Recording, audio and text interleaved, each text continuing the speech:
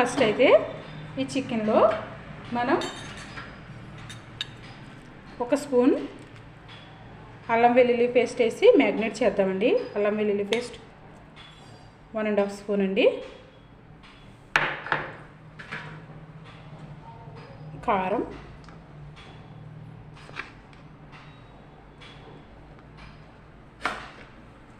అలాగే ఉప్పు ఇవన్నీ వేసి మ్యాగ్నేట్ చేసేద్దామండి. మ్యాగ్నేట్ చేసి పక్కన పెట్టేసుకుందాం.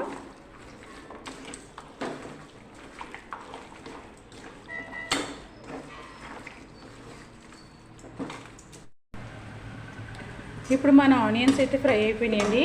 నేను ఇలాంటివి 3 ఆనియన్స్ తీసుకొని 3 స్పూన్స్ ఆయిల్ వేసి వేయించాను.